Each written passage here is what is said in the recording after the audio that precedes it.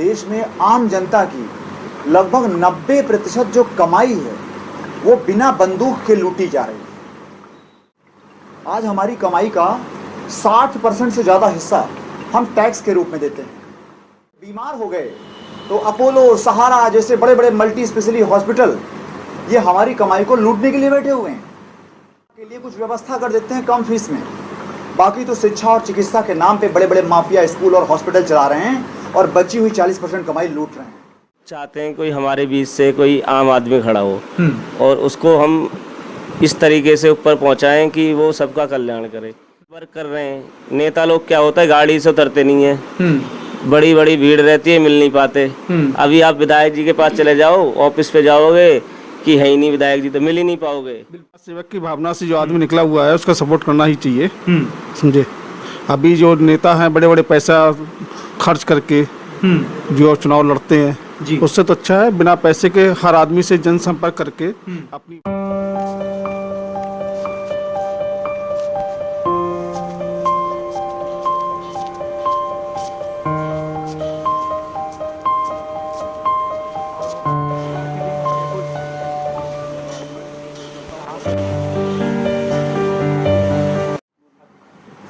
मेरा नाम रूपेश चंद्र विश्वकर्मा है। मैं विधायक प्रत्याशी हूं गाजियाबाद विधानसभा उपचुनाव में। मैं वार्ड नंबर 1 में रहता हूं, कृष्ण नगर बागू, भीमनगर। पेशे से मैं शिक्षक रहा हूं। अब अपने क्षेत्र और अपने देश के प्रति अपनी राजनीतिक जिम्मेदारी को निभाने के लिए मैं निकल पड़ा हूं। समय की मांग भी ऐसी है, समय की मांग को देखते हुए अपनी जिम्मेदारी का निर्वहन करने के लिए निकला हूँ और आज आप सबके बीच विधायक प्रत्याशी गाजियाबाद 56 विधानसभा आप लोगों का साथ, समर्थन, प्यार, मोहब्बत और आशीर्वाद जुटाने निकला हूँ। साथियों, इलेक्शन में उतरने का जो प्रमुख कारण है वो ये कि हमारे देश में आम जनता की लगभग 90% जो कमाई है वो बिना बंदूक के लूटी जा रही है। पहले डकैत बंदूक लेके आते थे, घोड़े पे चढ़ के, फिल्में देखी होंगी आपने। जी बिल्कुल। और गब्बर सिंह टाइप के 16 फिल्में, बिना बंदूक के आज लूट हो रही है। आज हमारी कमाई का 60% से ज़्यादा हिस्सा हम टैक्स के रूप में देते हैं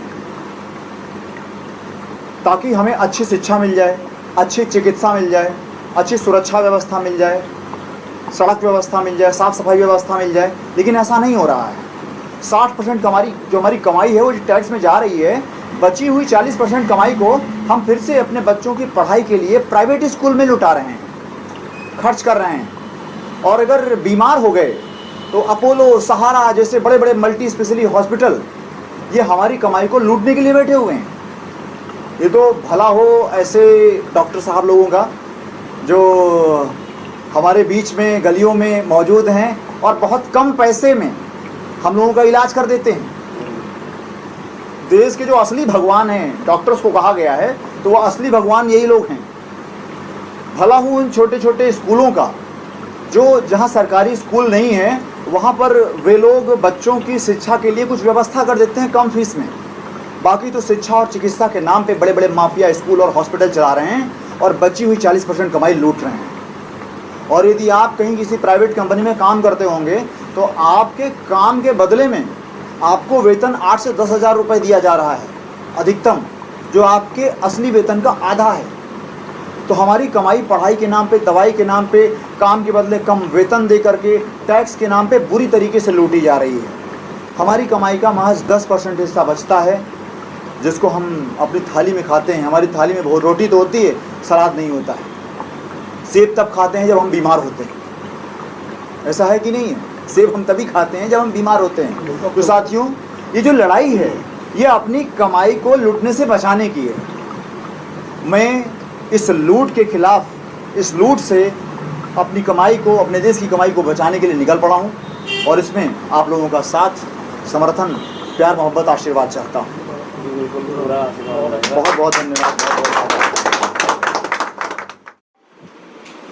हमारे साथ में पेशे से डॉक्टर हैं, जो कि डेंटिस्ट जो हैं वो हमारे साथ में यहाँ पे मौजूद हैं और आज जनसंपर्क करते करते अभी जो है आज इनकी लोगों के साथ में, जो कि आप मेरे पीछे बिल्कुल आप देख सकते हैं, समाज के वो लोग हैं, समाज के वो युवा हैं जो लगातार युवाओं के साथ में एक अपना बना करके चल रहे हैं, अपने कदम से कदम मिला के चल रहे हैं। वहीं पर युवाओं के साथ में हो, चाहे परिवार के साथ में हो, या यूं कहूं कि पूरे समाज के साथ में हो, पूरे देश के साथ में हो, किस तरीके से लगातार करप्शन जो है वो लगातार बढ़ता हुआ चला जा रहा है हर किसी के साथ में, चाहे वो नौकरी में हो, चाहे वो रोज़गार में हो, तो कहीं ना कहीं करप्शन जो है वो लगातार बढ़ रहा है। वहीं हमारे साथ में डेंटल जो कि डॉक्टर हैं, और मैं एक बारी इनसे बात करने की कोशिश करूंगा और जानने की कोशिश करूंगा। सर, सबसे पहले तो अपना नाम मेरे को बताइए। जी, मेरा नाम डॉक्टर इंदर शर्मा है। इंदर शर्मा जी। जी। आपका ये पूरा वार्ड जो पड़ता है ये कहाँ पे? वार्ड 15, हमारा पूरा वार्ड 15 है ये। Ward 15 UP Ghaziabad. जी, यूपी गाजियाबाद। यूपी गाजियाबाद। आपने देखा होगा कि लोग जो है वो लाखों रुपया, हज़ारों रुपए खर्च करके एक प्रचार करते हैं, लेकिन एक आपके क्षेत्र के अंदर में एक ऐसा प्रत्याशी जो है वो निकल करके आया सामने, जिसने अपने पॉकेट खर्च का एक पैसा खर्च करके, कुछ हिस्सा उसमें से खर्च करके जो है वो एक बैनर लगा करके अपने शरीर के ऊपर में दौड़ रहा है कि मैं आपके लिए निकल के आ रहा हूँ, मैं काम करूँगा जो आज किसी ने काम नहीं किया। क्या लगता है कि आपको इनको देख करके प्रेरणा लेनी चाहिए लोगों को और आगे बढ़ना चाहिए? हम इनको अपने आप में देखते हैं कि हम खुद चाहते हैं कोई हमारे बीच से कोई आम आदमी खड़ा हो और उसको हम इस तरीके से ऊपर पहुंचाएं कि वो सबका कल्याण करे। गरीबी आजकल, रोटी भी नहीं मिल पा रही ठीक से, पेट भी नहीं भर पा रहा लोगों का, ठीक है। भीख मांग रहे हैं बच्चे, माँ बाप कुछ कर नहीं पा रहे हैं, और हमारे बीच से खड़े हो, जनसंपर्क कर रहे हैं। नेता लोग क्या होता है, गाड़ी से उतरते नहीं है, बड़ी बड़ी भीड़ रहती है, मिल नहीं पाते।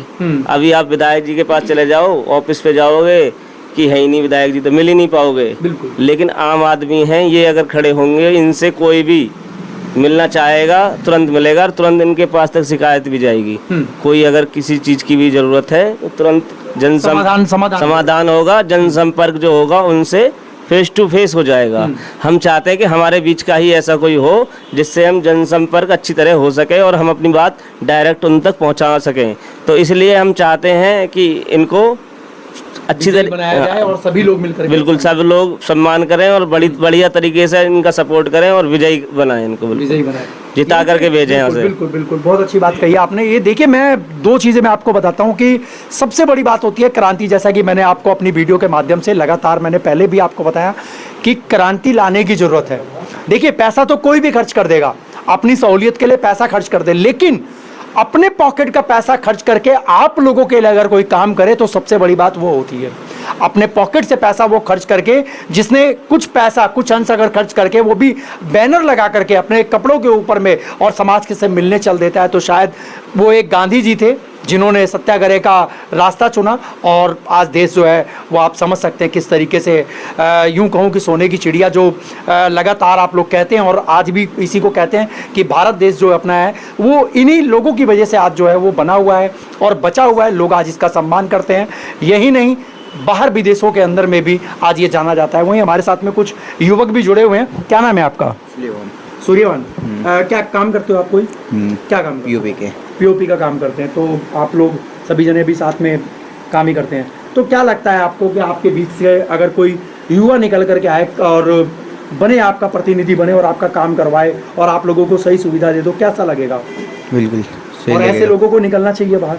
सही है, समर्थन देना चाहिए। बिल्कुल। क्या कहेंगे आप? क्या कहते हैं आपकी, कैसा समर्थन रहेगा आप लोगों का? अच्छा रहेगा, समर्थन रहेगा पूरा? अच्छा रहेगा बिल्कुल। और आप लोगों जनता से क्या कहना चाहेंगे कि इनको समर्थन करें या क्या करें? करें समर्थन करें। जो हजारों की, लाखों की गाड़ियों में लोग घूमते हैं, उनका उनका जिस तरीके से प्रचार होता है, आज ये अकेले निकले पड़े हैं, तो कहीं ना कहीं तो फर्क होगा। फर्क है।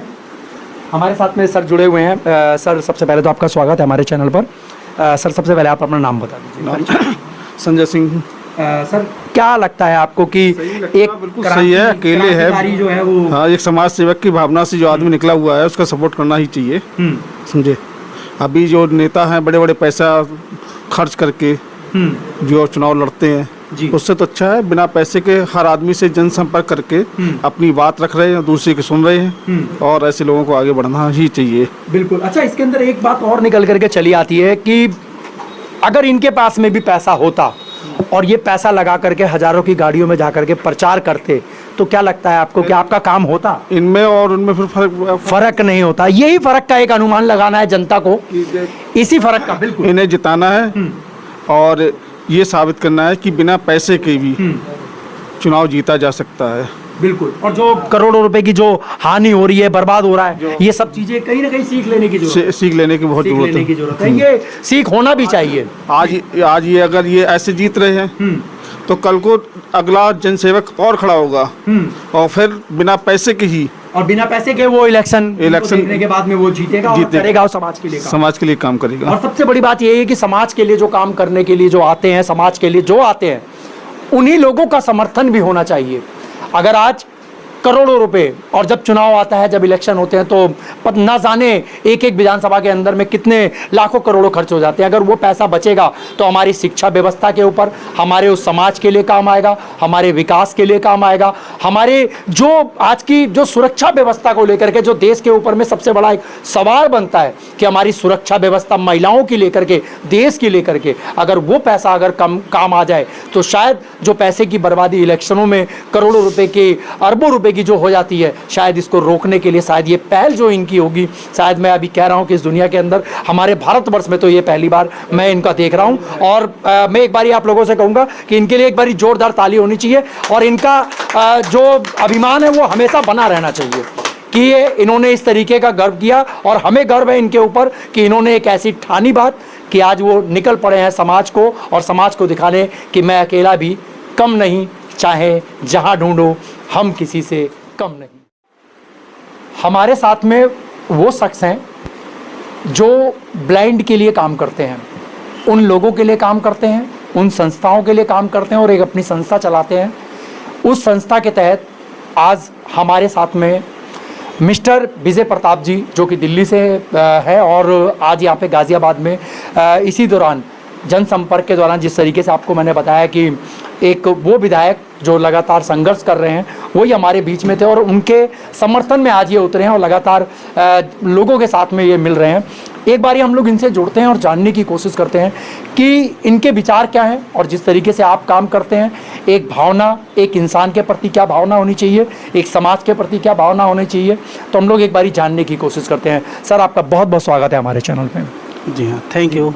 क्या कहेंगे सर, जैसा कि आज आपने पूरा माहौल देखा और आप लगातार हमारे साथ बने हुए हैं, तो क्या कहना चाहेंगे आप? जी हाँ, मैं कई दिनों से इनको वॉच कर रहा था जी, तो समझ आया कि शायद देश में एक क्रांति की ज़रूरत है जी। इसलिए ज़रूरत है कि कोई किसी की बात नहीं सुन रहा है। बात हो रही है तो वो किसी मानवीय मुद्दों को लेकर के नहीं, बल्कि जहां विरोध, एक दूसरे के लिए नफ़रत पैदा करना, इन सभी विषयों पे बातें होती हैं। लेकिन किसी की परेशानी या किसी की पर्सनल परेशानी की तरफ उनका ध्यान नहीं जाता। सामाजिक परेशानियों की तरफ ना तो सरकार का ध्यान जा रहा है और ना ही किसी कर्मचारियों का ध्यान जा रहा है। तो इसी मुद्दे को लेकर के हमारे बीच रुपेश विश्वकर्मा जी, जो विधायक के लिए चुनाव में उतरे हैं, तो सबसे बड़ी बात यह है कि इन्होंने एक ऐसा कैंपेन चलाया है कि जिसमें इन्होंने ये कहा है कि मुझे एक भी पैसा लगा करके चुनाव नहीं लड़ना है। एक भी पैसा लगा करके चुनाव लड़ने का मतलब ये है कि मैं ज़्यादातर उन साधनों का उपयोग नहीं करूँगा जो हमारे लिए नुकसानदेह हैं, जिसमें कि हमारी जेब से ज़्यादा बर्डन पड़े, हम उन साधनों का उपयोग नहीं करेंगे। और उसी चलते ये पैदल ही अपना पोस्टर लगा करके और गली गली में घूमते हैं, ताकि ये बर्डन अगर हम चुनाव में जीतते हैं और तब ये बर्डन जो है पब्लिक पे ना पड़े कि हमने इतना पैसा खर्च किया है और ये पैसा हमको निकालना है। तो इसलिए जो है इन्होंने ऐसा ही इस सिस्टम चलाया कि हम जब ज़्यादा खर्च नहीं करेंगे तो ज़्यादा हमें लूटने की ज़रूरत भी नहीं पड़ेगी, क्योंकि जितना पैसा हम चुनाव में खर्च करते हैं, अगर वही पैसा बचा करके इस पब्लिक के लिए खर्च करें, ये सड़क हैं, ये नालियां हैं, ये उनके लिए शिक्षा व्यवस्था, उनके लिए स्वास्थ्य व्यवस्था, उनके लिए सारी चीज़ों के लिए हम वो उसमें खर्चा करें तो शायद ये देश की हालत सुधर सकती है। क्योंकि अभी क्या है, जितना जितना पैसा हम बड़ी बड़ी पार्टियां करोड़ों रुपए में एक टिकट का मूल्य होता है, और वो करोड़ों रुपए कहाँ से निकलता है? पब्लिक से निकलता है। पब्लिक का पैसा लूट के ना तो उनके लिए कोई व्यवस्था की जाती है, पैसा आता है व्यवस्था के लिए, लेकिन वो सिर्फ उनकी जेबों में जाता है। उन्होंने सिर्फ अपना ही वर्चस्व बढ़ाने के लिए सिर्फ चुनाव लड़े जाते हैं, ना कि पब्लिक की समस्याओं के लिए और ना ही इस देश की समस्याओं के लिए चुनाव लड़े जाते हैं। बस यही कहना चाहूँगा। बहुत बहुत अच्छी बात आपने कही है, देखा आप लोगों ने, और यही होता है एक जज्बा जो दिल से जो निकलता है ना, वो सबसे बड़ी बात यही है कि समाज के लिए कौन लड़ेगा। मैंने पहले भी वीडियो में आप लोगों को बताया कि समाज के लिए, समाज की समस्याओं के लिए, और यूँ कहूँ कि शिक्षा व्यवस्थाओं के लिए, सुरक्षा व्यवस्थाओं के लिए, महिलाओं के लिए, या जो आम जनता की जो समस्या है आखिर में उसके लिए निकलने के लिए, उनकी समस्याओं को आगे, समस्याओं का समाधान करने के लिए कहीं ना कहीं क्रांति लाने की ज़रूरत है।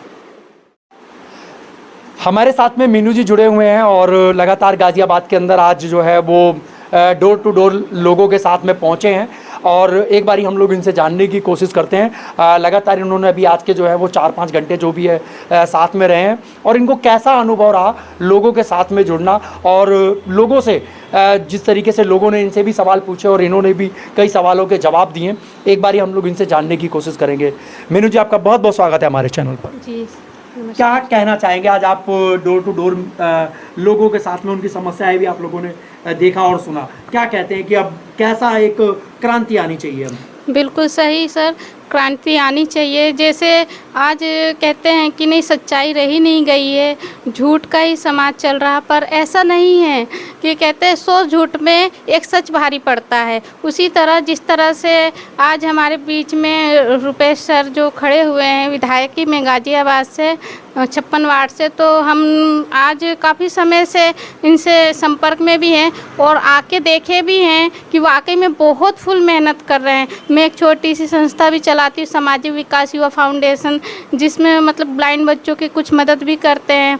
इस तरीके से मुझे ऐसा लगा जब इनसे मिलकर कि वाकई में ये इतना संघर्ष कर रहे हैं, तो हमें इनको आगे पहुंचाना चाहिए। बेशक मैं दिल्ली रहती हूँ, पर अगर दिल्ली से आके मैं यहाँ पर इनकी मदद कर सकती हूँ, हौसला बढ़ा सकती हूँ, तो क्यों ना गाज़ियाबाद वाले लोग जो हैं तो उनको भी कदम से कदम आगे बढ़ाना चाहिए, इनका सहयोग देना चाहिए और इन्हें विजयी से विजयी बनाना चाहिए। ये मेरा बहुत अच्छी बात आपने बोली। और आपने सुना, हालांकि ये दे नहीं रहे थे इंटरव्यू, लेकिन इन्होंने आज जब बात बोली है तो कहीं ना कहीं से प्रेरणा मिलेगी इस गाज़ियाबाद के उन लोगों तक।